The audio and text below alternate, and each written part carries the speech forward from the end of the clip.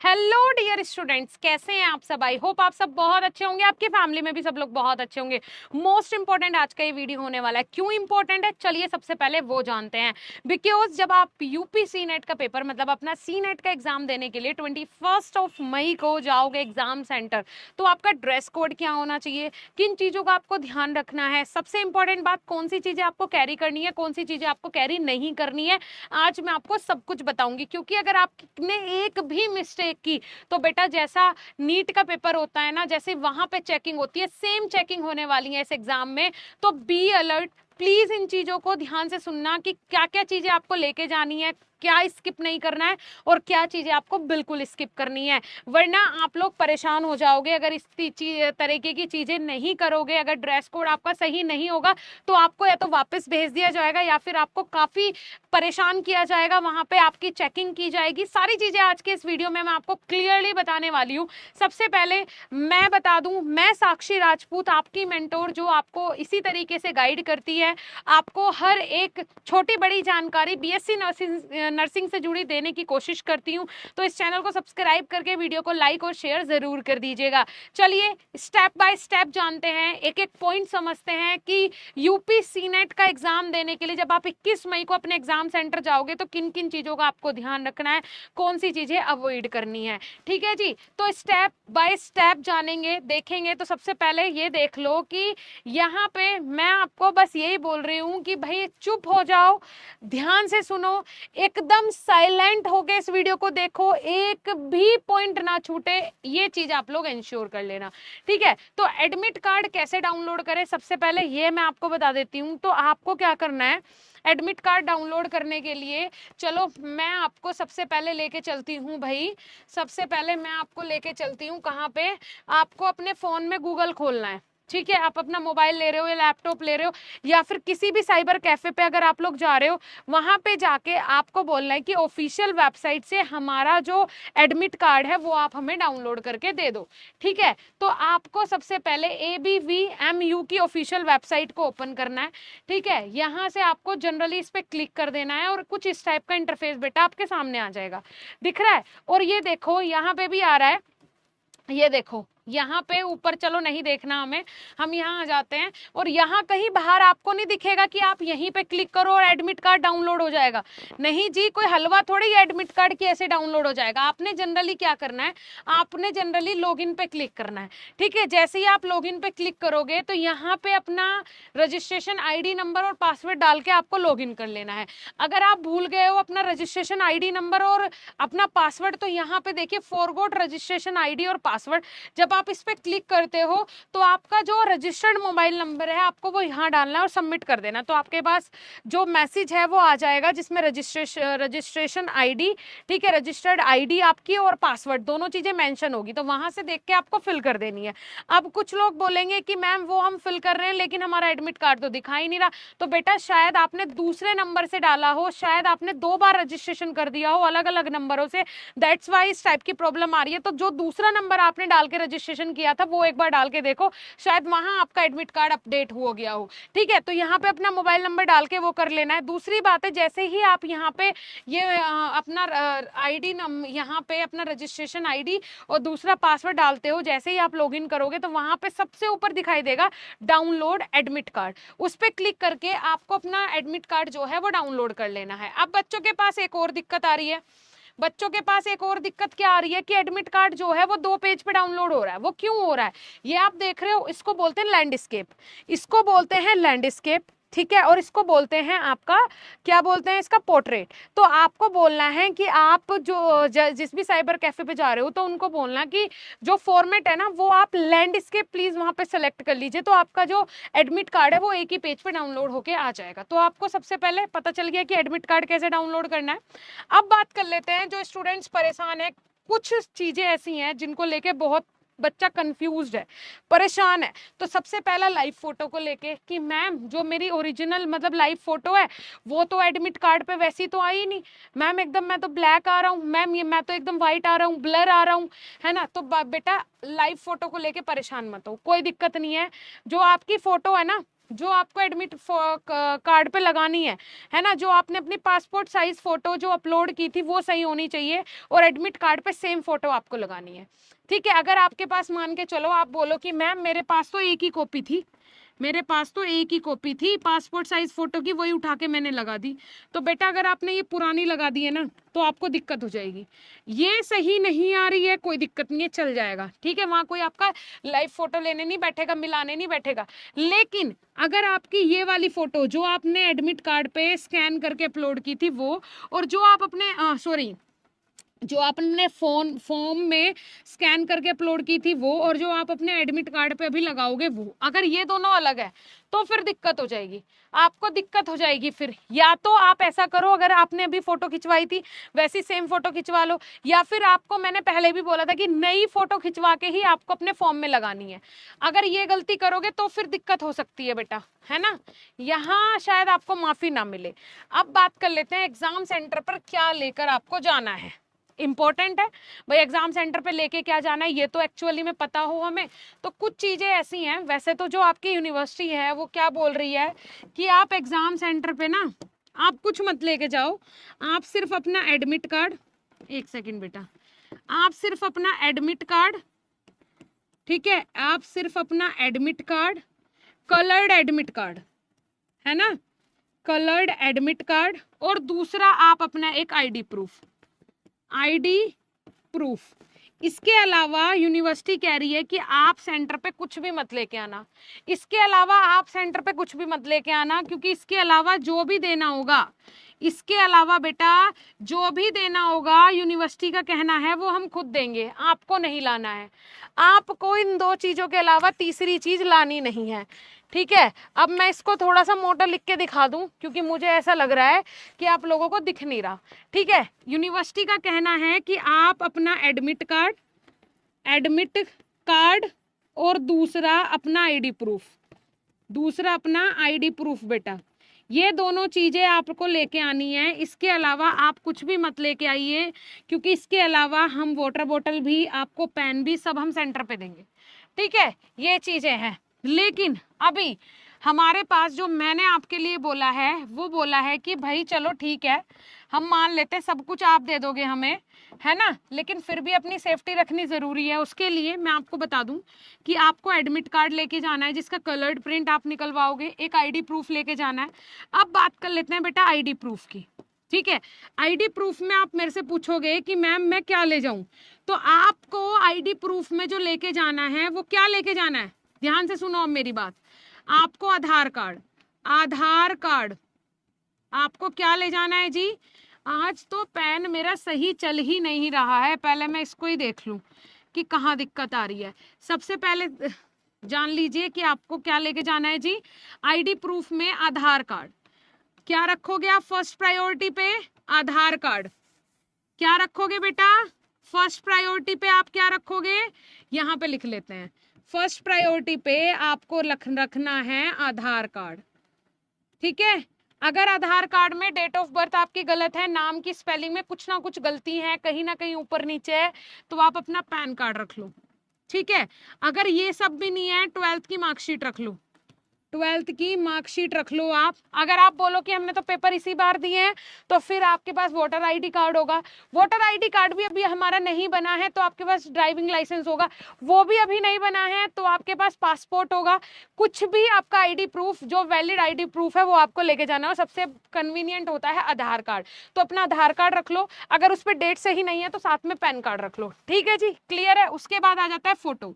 भाई मैं आपको बोलूंगी कि आपको एडमिट कार्ड पे अपनी एक फोटो चिपकानी है, अगर वो फोटो बाय चांस कहीं गिर जाती है तो वहां कहाँ ढूंढोगे, तो आप अपनी एक फोटो, पासपोर्ट साइज फोटो जो है वो एक्स्ट्रा अपनी जेब में रख लेना।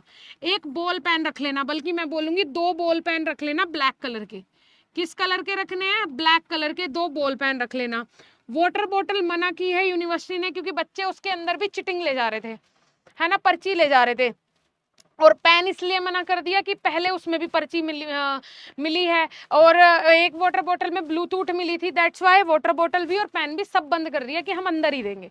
लेकिन फिर भी आप ले जाना, अगर अंदर ले जाने के लिए अलाउ ना करें तो फिर बाहर रख जाना, ठीक है। एक्स्ट्रा एडमिट कार्ड की एक कॉपी ले जाना, भाई मान के चलो आपका एडमिट कार्ड फट गया या कुछ हो गया तो दिक्कत हो जाएगी, तो एक एक्स्ट्रा कॉपी रखना अपने एडमिट कार्ड की। एडमिट कार्ड पर कोई मार्क ना करें, भाई ये चीज ध्यान रखो। मान के चलो ये एडमिट कार्ड है, ठीक है, एडमिट कार्ड का बैक वाला हिस्सा है, आपने इसमें घोचू पोचू कर दिया, कुछ भी लिख दिया वगैरह वगैरह, तो बेटा भगा देंगे आपको। आप एडमिट कार्ड के पीछे कुछ मत लिखना, कोई पेन मत चलाना, ठीक है। दूसरी बात, बहुत सारे बच्चे इतने एक्साइटमेंट में रहते हैं, इतने एक्साइटेड हो जाते हैं कि वो अपना ये जो है एडमिट कार्ड जो है उसको लैमिनेट करवा लेंगे। किस किस ने करवा लिया? अच्छा सच सच बताना, किस किस ने करवा लिया आप लोगों में से? लैमिनेट करवा लेते हैं, तो बेटा ये लैमिनेशन नहीं करवानी है मेरे बच्चे। अगर आप लैमिनेशन करवा लोगे ना इसको, अगर आप इसको लैमिनेशन करवा लोगे दिक्कत हो जाएगी, क्योंकि वहां पे एडमिट कार्ड पे साइन वगैरह होते हैं और साइन होंगे, तो लैमिनेशन का कोई काम नहीं है, लैमिनेशन बिल्कुल ना करवाना। उसके बाद आधार कार्ड जो है, सॉरी, एडमिट कार्ड जो है वो आपके घर आ जाएगा वापस। एडमिट कार्ड बेटा वहाँ जमा नहीं होगा, जब आपका काउंसलिंग होगी ना उसमें भी ये यूज़ होगा, तो एडमिट कार्ड आपका वहाँ जमा नहीं होगा। आप साइन करने होंगे वो भी वहीं पे जाके होंगे, सील लगेगी उस पर वो भी वहीं लगेगी। आपका जो एडमिट कार्ड है वो आपको घर पे वापस ले आना है, कोई दिक्कत वाली बात नहीं है। क्लियर हो गया ये सब चीज़ें? अगर एक बार नहीं समझ में आया है पीछे करो वीडियो को, दोबारा देखो, ठीक है। चलिए, इसके अलावा जो आपका ड्रेस कोड है उसके बारे में जान लेते हैं, ठीक है। अब जो चीजें अलाउड हैं और जो चीजें अलाउड नहीं है दोनों के बारे में जानेंगे।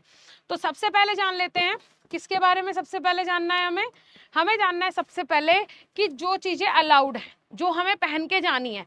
मान के चलो जी, अब कोई लड़की है, ठीक है, कोई गर्ल है, जैसा मैम आपने ये ड्रेस पहना है, क्या हम ऐसा पहन के जा सकते हैं? ऑफ कोर्स आप ऐसी ड्रेस पहन के जा सकते हो, बिकॉज ये हाफ स्लीव्स है, ठीक है, ये हाफ स्लीव्स है, इसके अंदर कोई बटन नहीं है, इसको बंद करने के लिए कोई बटन नहीं है ना। तो आपको चाहे लड़का हो चाहे लड़की, क्या करना है? ध्यान से सुनो, जो मेन पॉइंट है, आप टी शर्ट पहनो, शर्ट पहनो, लेकिन हाफ स्लीव्स की होनी चाहिए। आप सूट पहनो, कुर्ता पहनो, हाफ स्लीव्स का होना चाहिए। लार्ज मेटेलिक बटन नहीं होने चाहिए। मान के चलो लड़के हैं और शर्ट पहन ली और उसमें बड़े बड़े मेटेलिक बटन है, क्योंकि ये इसलिए बैन हो गया, शायद उसमें कोई ब्लूटूथ हो, कोई चिप हो, है ना, कोई इलेक्ट्रॉनिक डिवाइस हो, दैट्स वाई आपको नॉर्मल प्लास्टिक के बटन हो, नॉर्मल जो शर्ट में होते हैं, ज्यादा फैशनेबल कुछ नहीं लेके जाना भाई, ज्यादा फैशनेबल बन के नहीं जाना है, वरना आप पे शक हो जाएगा। आप लाइन में लगे हुए हो वेरिफिकेशन के लिए, आपको साइड में कर दिया जाएगा चेकिंग के लिए, टाइम वेस्ट हो जाएगा फालतू में, सुबह सुबह मूड खराब हो जाएगा। तो लार्ज मेटेलिक बटन आपकी ना पैंट में होने चाहिए, ना ही आपके शर्ट में या टी शर्ट में होने चाहिए। आप कुर्ती पहन सकते हो, आप ट्राउजर, नॉर्मल ट्राउजर जो होता है वो डाल सकते हो, लोअर डाल सकते हो, कैपरी डाल सकते हो, स्लीपर डालना है। शूज नहीं पहनने हैं, किसी भी प्रकार के जूते अलाउड नहीं है, किसी भी प्रकार की सॉक्स अलाउड नहीं है। कैश आप ले जा सकते हो, वॉलेट अलाउड नहीं है। टैटू आप लोग अगर मतलब मान के चलो किसी को टैटू बना हुआ है, वैसे तो गाइडलाइंस में है कि टैटू अलाउड नहीं है, बट अगर किसी को परमानेंट बना हुआ है तो क्या ही उखाड़ सकते हैं, उसका कुछ नहीं कर सकते। अब बहुत सारी लड़कियां पूछ रही थी कि मैम क्या सैनिटरी पैड ले जा सकते हैं, है ना, सैनिटरी पैड्स क्या अलाउड है ना, तो बेटा अलाउड है। दूसरी बात, मेडिसिन, किसी भी प्रकार की मेडिसिन अगर किसी बच्चे को कोई दिक्कत है तो अलाउड है, जी हाँ अलाउड है। अब नॉट अलाउड मतलब जो चीजें अलाउड नहीं है बिल्कुल भी, उनमें से सबसे पहले ज्वेलरी, आपके कान में ईयरिंग ना हो, आपके गले में कोई चेन ना हो, आपके हाथ में कोई कंगन ब्रेसलेट ना हो, तो ये अलाउड नहीं है। पहली बात, किसी भी प्रकार की ज्वेलरी, कोई भी ज्वेलरी अलाउड नहीं है। दुपट्टा अलाउड नहीं है बेटा, कैप अलाउड नहीं है, शूज अलाउड नहीं है, हेयर बैंड्स अलाउड नहीं है। मान के चलो इस तरीके की रबर बैंड है, ठीक है, अगर बाल खुले हुए हैं तो पूरे खोल के रखो, अगर आपको टाई करना है तो बस इस प्रकार की आप छोटी सी रबर बैंड डाल सकते हो, कोई हेयर बैंड या क्लिप्स वगैरह अलाउड नहीं है। बेल्ट अलाउड नहीं है, हील सैंडल अलाउड नहीं है, हील वाले जो सैंडल होते हैं या फिर बड़े बड़े जो आप वो होते हैं ना, मतलब देखा होगा आपने जूते बड़ी हील वाले, वो अलाउड नहीं है। हील्स अलाउड नहीं है बिल्कुल भी। फ्लैट स्लीपर, ठीक है, मेहंदी अलाउड नहीं है, वॉलेट अलाउड नहीं है। मेहंदी मतलब जैसे आपने देखा होगा, देखा क्या होगा, गर्ल्स जो हैं जिनके हाथों पे मेहंदी लगी हुई है वो दिन में 3-4 बार उनको रब करें, उसको मिटा दें, क्योंकि वहाँ बायोमेट्रिक होगी, दिक्कत हो जाएगी। और अब इन 3-4 दिनों के अंदर कोई मेहंदी नहीं लगाएगा, ठीक है। गोगल अलाउड नहीं है, मतलब जो नॉर्मल स्पेक्स होते हैं, मतलब जिसका नंबर का चश्मा है, जिनको चश्मा लगा हुआ है परमानेंट, वो अलाउड है। गोगल्स अलाउड नहीं है, फैशनेबल चश्मे अलाउड नहीं है, हैंडबैग्स अलाउड नहीं है, वॉच अलाउड नहीं है। सिर्फ डिजिटल नहीं, सिर्फ डिजिटल ही नहीं, किसी भी प्रकार की कोई भी वॉच अलाउड नहीं है। वहां पे घड़ी लगी हुई होगी, वहां पे वॉच लगी हुई होगी, वहां से आप लोग टाइम देख सकते हैं। कोई भी ब्रेसलेट अलाउड नहीं है, वाटर बॉटल्स अलाउड नहीं है, इलेक्ट्रॉनिक डिवाइस अलाउड नहीं है, इरेजर, शॉर्पनर, पेंसिल कुछ भी अलाउड नहीं है।